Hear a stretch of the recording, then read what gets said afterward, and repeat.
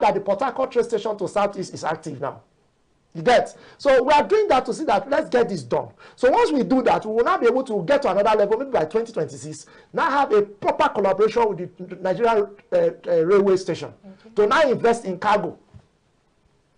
Because our roads are bad. And even the contractors who are heartless, let me use the word.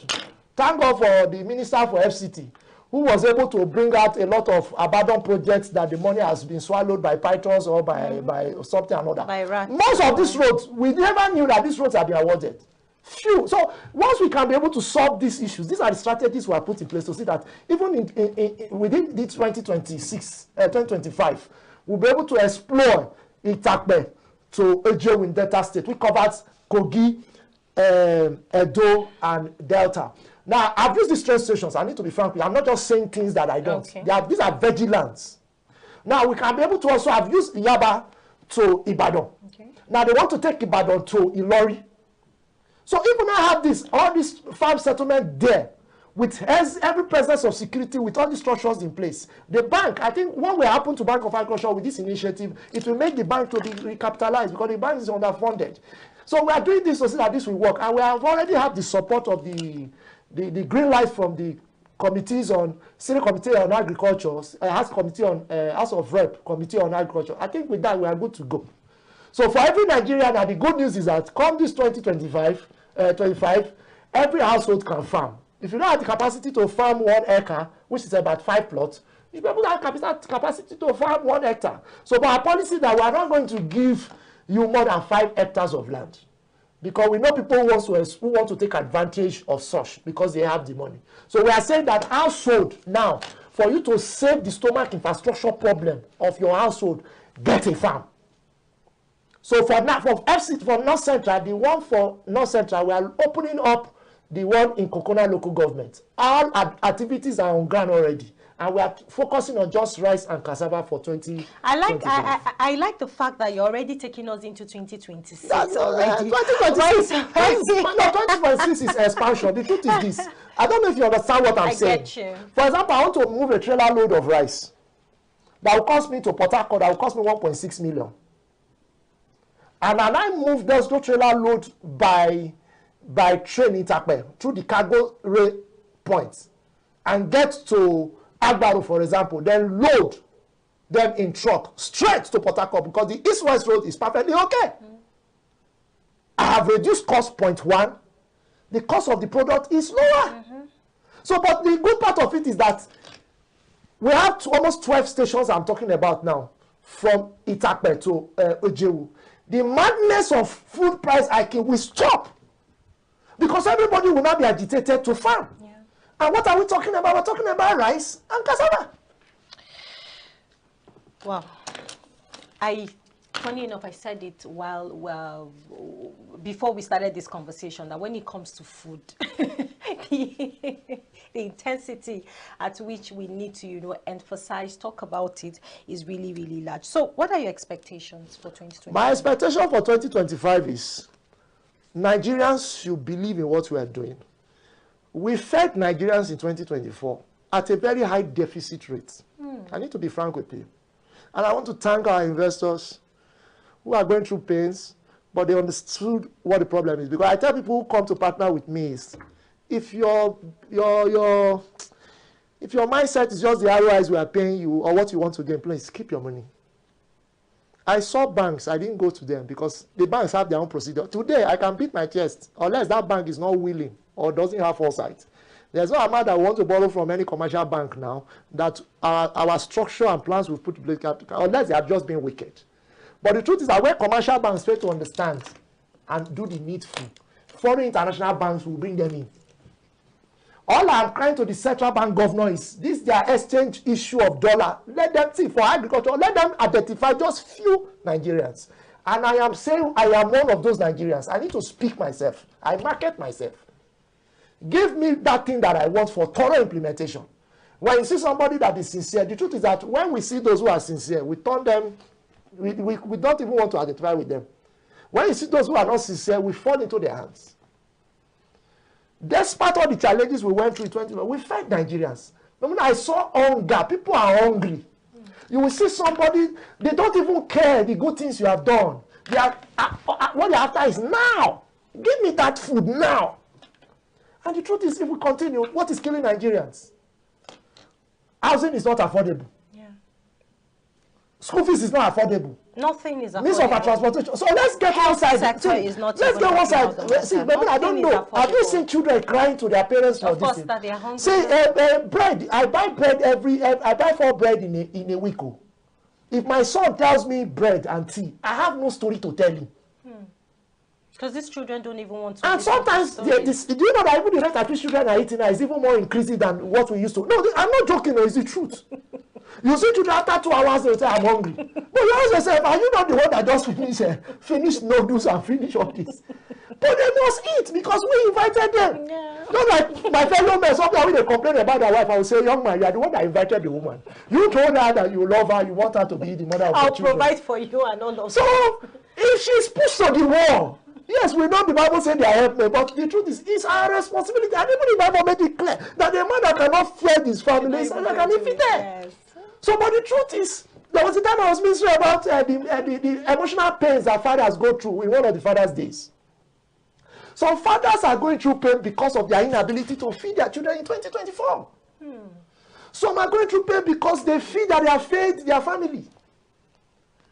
Which we cannot blame them 100% because last year was terrible. Inflation was a lot of issues. And everybody wants to make it at all cost. My line of business is simple. I prefer to have 1 million customers, make little profit, but it's consistent. That's how you generate wealth.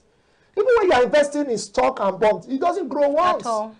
It's something you put and it grows over time. This can be achieved. My pain is this. Despite what we are going through, we are still producing foods that are unhealthy to Nigerians. So the worst part is even they manage to buy that food at a very high cost, they still spend more money in buying malaria and typhoid drugs.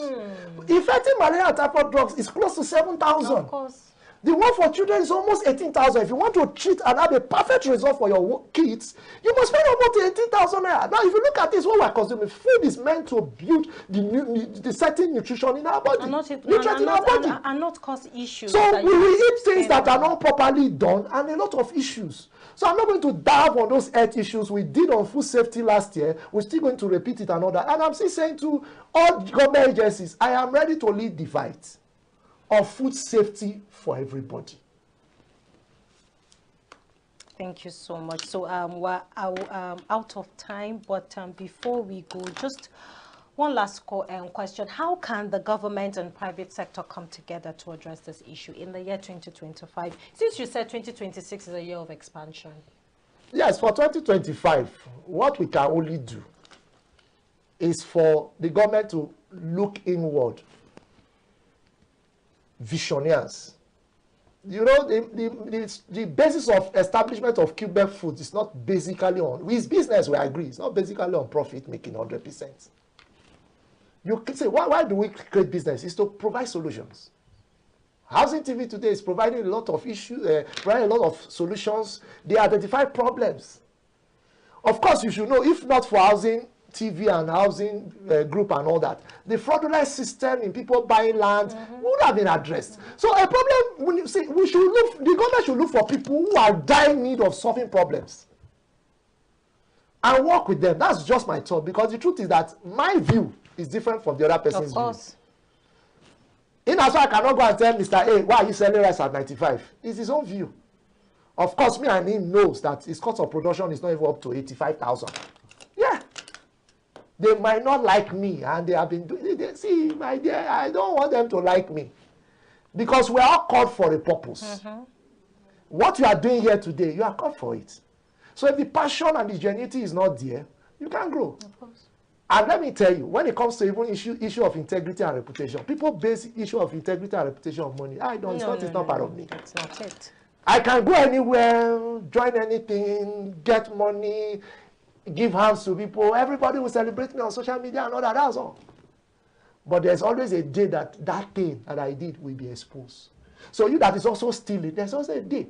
If not, you can today you say EFCC have picked this one, even though we know that certain informations on the financial crimes and all that are not properly investigated before they made them public and all that. It's only the court that can actually determine who is actually guilty or not. But the truth is that no matter what we do, let the government identify with people who have passion. We are in a serious problem, man. And if we cannot have people that are passionate to say, let's regulate the agri sector, especially food. I'm yet to wait, because I noticed last year the president set up a board that is supposed to look into the affairs of price regulations, but nothing has happened. A board was also set up partly from NISA on agribusiness related to. No, the problem is we should stop this copy and paste from other nations. And then at the end even of if we the copy, day, yes, we should paste them very well and let it be implementable. We don't just set up agencies and other, and they are not doing their job. So the truth is, let the government identify with people who are ready. See, money is nothing. Money is nothing. If people can, just as some will say, I don't have money, but when it's at the point of death, they will tell the doctor, doctor, don't worry, any amount I will pay. But money could not save. We are killing people, using hunger to kill people, making money with fat bank accounts. I don't want to talk. Thank you so much. You know how many rice mills that are owned by politicians? Of course. So even if government wants to start, they should start with those politicians who have served this government, served this country for so long. Start with them and invite them, please come. What do?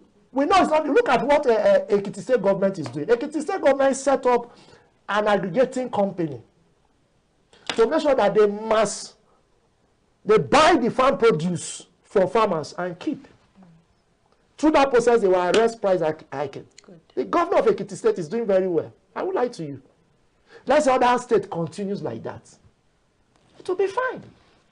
Thank you so much. The words of our former Minister for Agriculture, who is the president of African Development Bank, he said, there is no moral justification for us to cry of hunger in this country, Memuna. We've really run out of time. Yes, he said, because one, he said, the labor is cheap. We have the water. We have the land. What else don't we have in Nigeria? A lot of international funds have been put into this country. That's not me to decide. And that's why I'm diving out of it. My own is just whatever programs the president has, he should still look at those who have initiative that are the realistic aspect of getting it done. They should look at them. When they now look at them, they now give it a test run. If you run it for the first 12 months, if it gives you the solution you want, then you can improve on funding. Yes. Thank you so much. We've really run out of time. Thank you so much for stopping by. Thank you. Founder and President, Quebec Food Processing Industrial Parks Limited, in person of Onakpoma Martins. Always a pleasure having you in the studio. Thank you. And a passionate person when it comes And to 2025, make we go farm.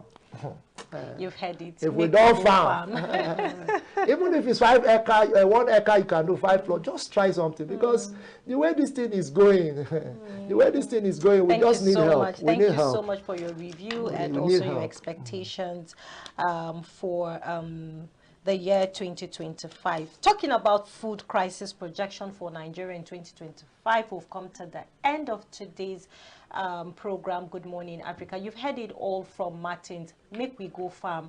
We all need to, embrace farming. It's very, very important. Even I remembered the last time you were in the studio before now, we spoke about it.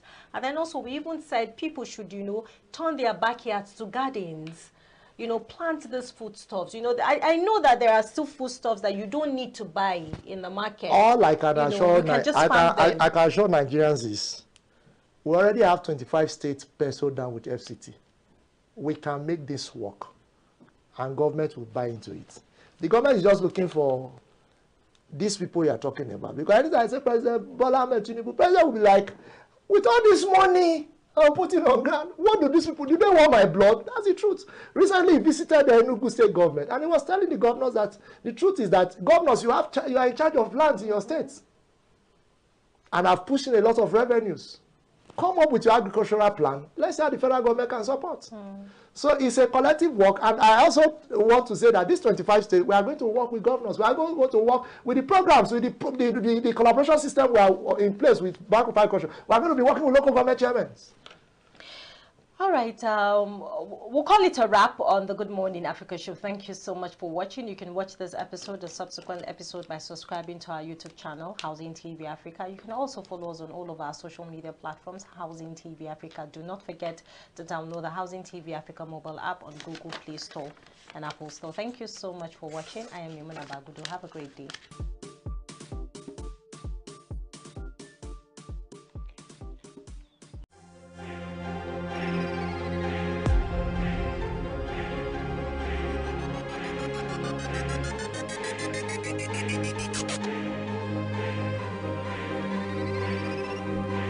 Housing TV Africa, your first in housing news.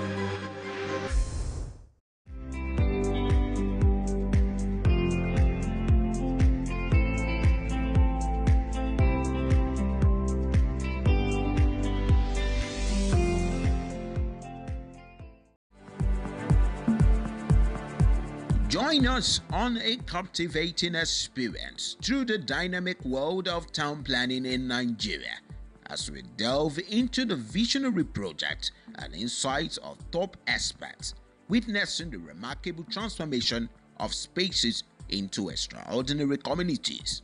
Immerse yourself in engaging discussions with leading town planning professionals as they address critical issues and offer innovative solutions to empower communities. Experience the pulse of the cities of tomorrow on City Pulse, a weekly television program presented by the National Institute of Town Planners. Gain exclusive behind-the-scenes looks and discover groundbreaking strategies shaping the urban landscape. Don't miss a beat. Showing weekly on Housing TV Africa. Star Times Channel 149.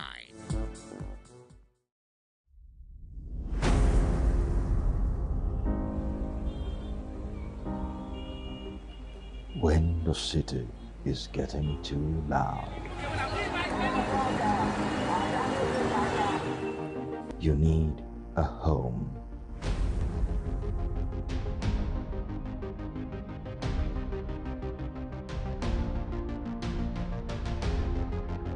Home is love, peace, and tranquility.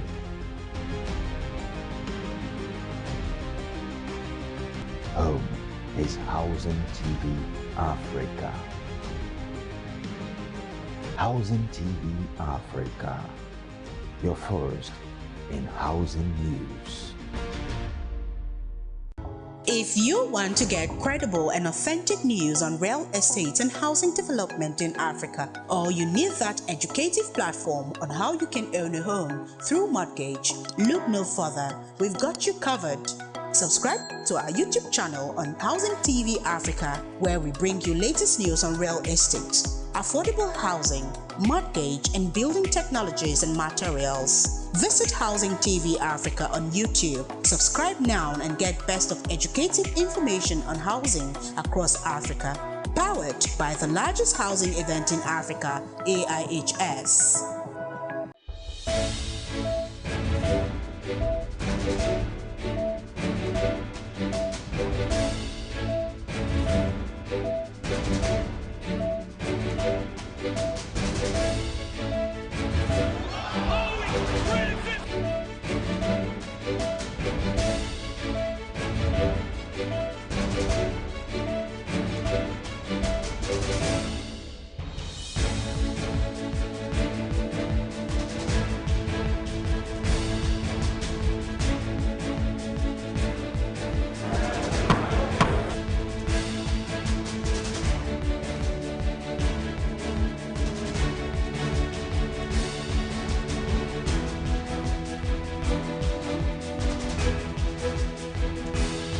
Trending housing news.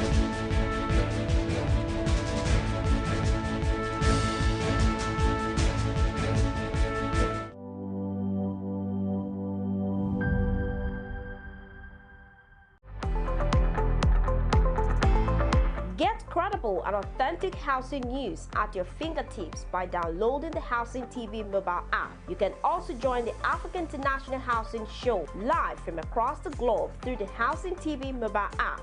The mobile app features live streaming and trending housing news. You can locate the AIHS venue via the app, network with AIHS seasoned speakers, and live chat with exhibitors.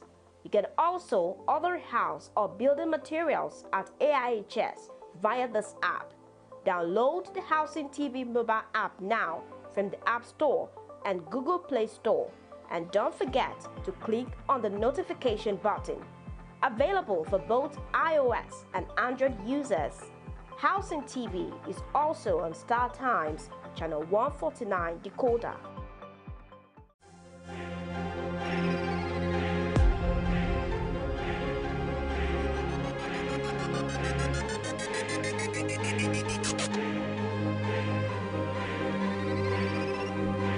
Housing TV Africa, your first in housing news.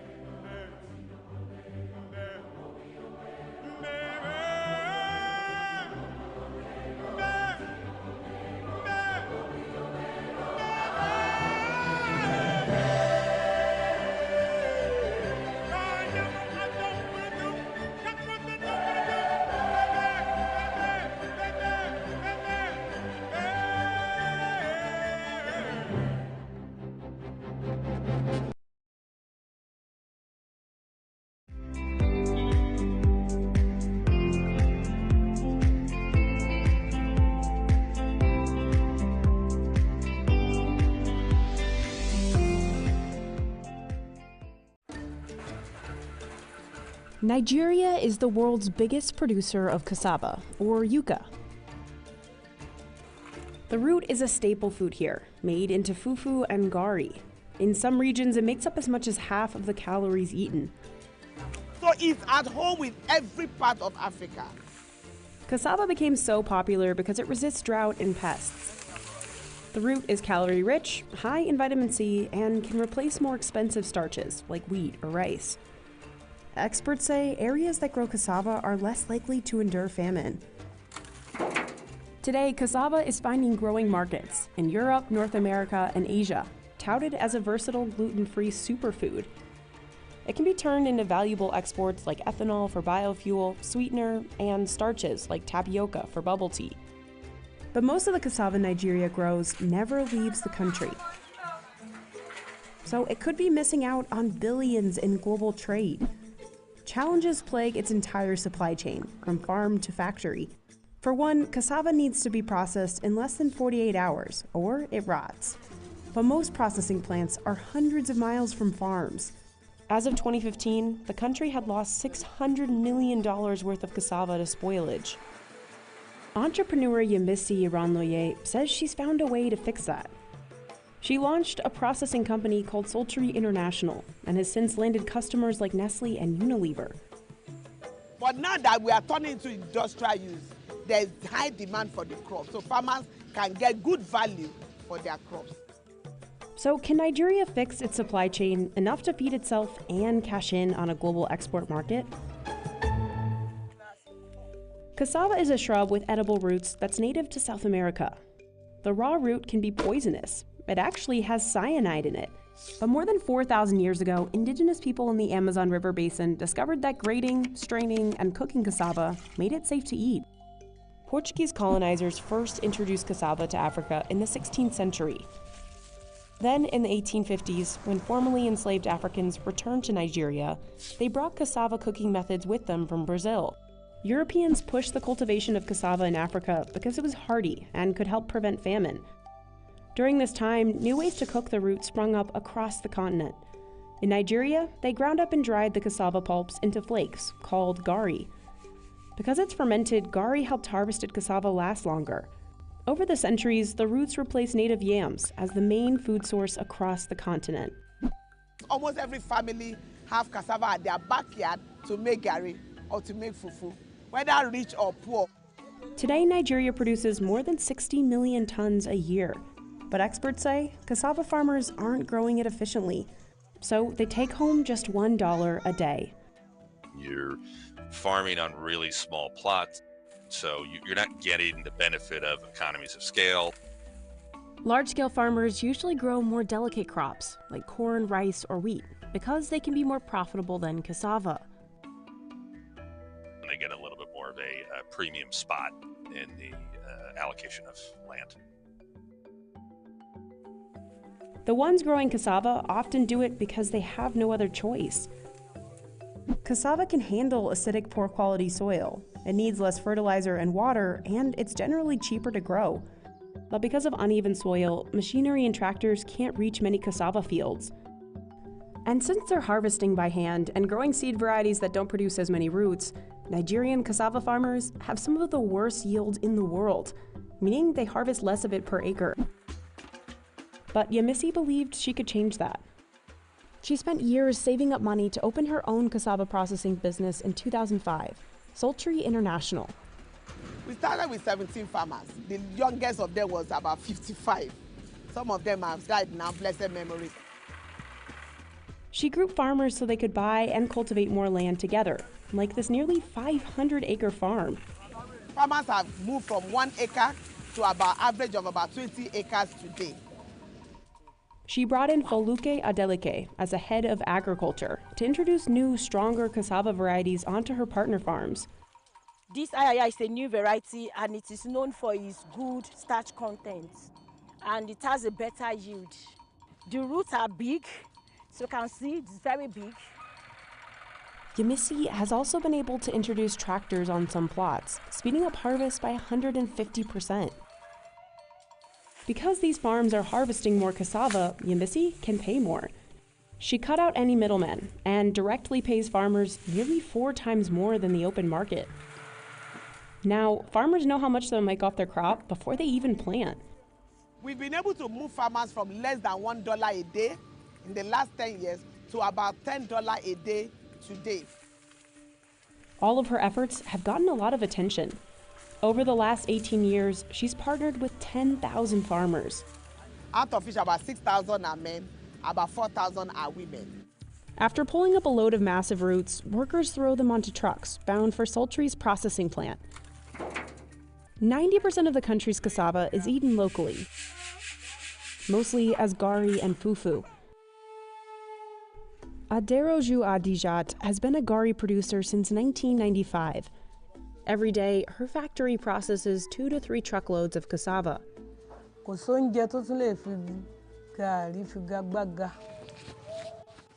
Workers peel and wash the incoming roots. Then they grind, drain, press, and fry the cassava to make the gari's signature flakes.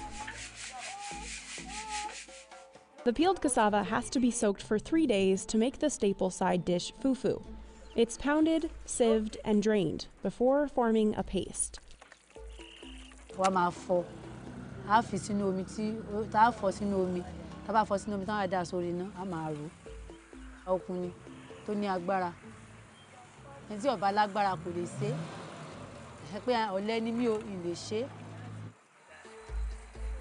Fufu sells for 5 cents a piece. Yemisi, however, envisioned processing cassava into much more valuable products, like starch and sweetener. But she faced another big challenge: getting these roots to factories. Since cassava is almost 75% water, it's perishable and can spoil within just 48 hours of harvesting. So it basically needs to be processed in some way almost immediately. But most factories are near cities, down long roads in poor condition. I saw farmers were traveling 200 kilometers, 300 kilometers, and before they get there, the crops are bad or trucks are broken down. Until recently, 40% of cassava grown was lost to spoilage, and processing plants weren't working at capacity. So Yemisi tried something different. So I I decided to relocate the factory to a place that was near the farmers, even though far away from the customers. Because once it's processed, cassava won't spoil as quickly. Today, Sultry handles 100 million kilos of cassava a year at factories like this one. This is the